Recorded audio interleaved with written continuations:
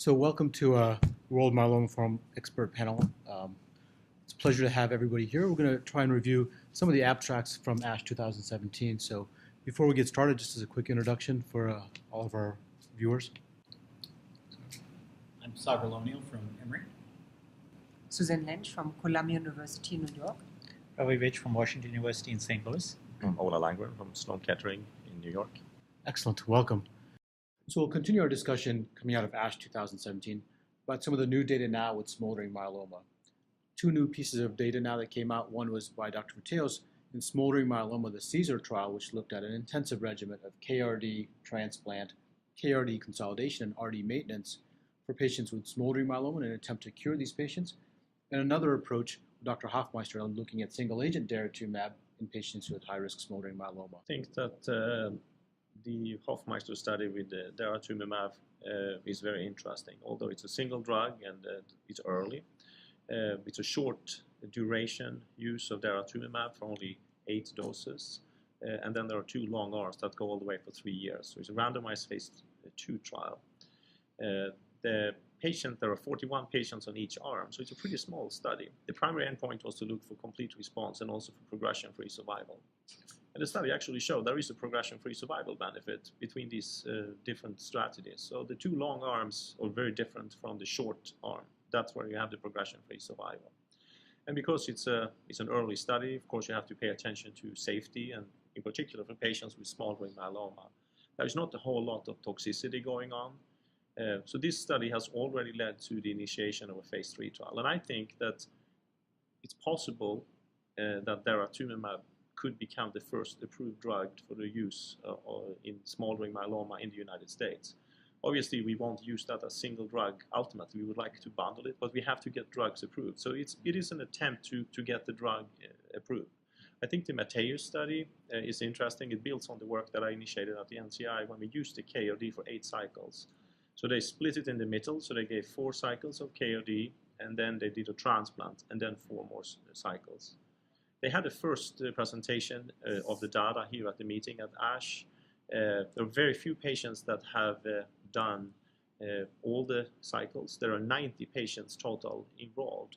If you look at the early data that they have here at the meeting after 4 cycles and the transplant, both the complete response rate and the MOD rates are very similar to what we presented from the NCI study with 8 cycles.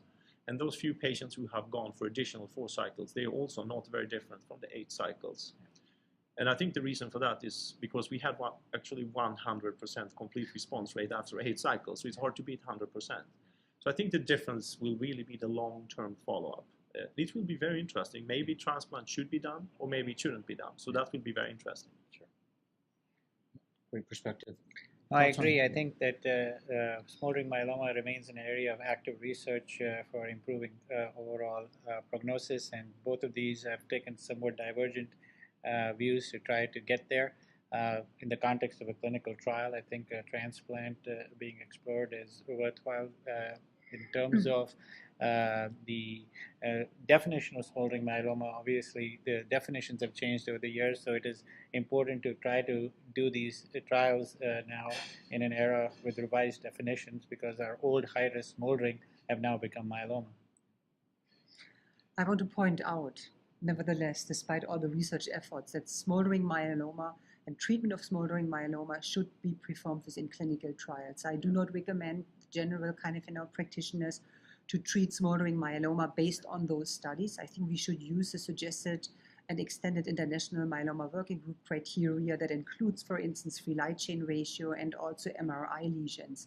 Nevertheless, I think it shows nicely that we move away from treating patients when they have organ failure, renal failure, anemia, bone lesions, that we move more and more to an earlier stage at which we are sure that the patient will have a high risk to develop multiple myeloma, and that we have the potential maybe to induce long-term remission. I'm not so sure about cure, but it's a very attractive goal. Good points. Yeah, I mean, I think to me, response rate and even PFS are not the right answers, because I think the question is, can you impact the long-term outcome for these patients? These are very interesting proof of concept studies, but to date, and I will include the Spanish trial in this statement, which is we have no randomized trial showing that true treatment early for smoldering impacts outcome. Because I think the Spanish trial had enough potential problems with it that it doesn't clearly definitively say you should treat them early. And I agree, trials I think are the only way that one would want to do it. treat patients, yeah.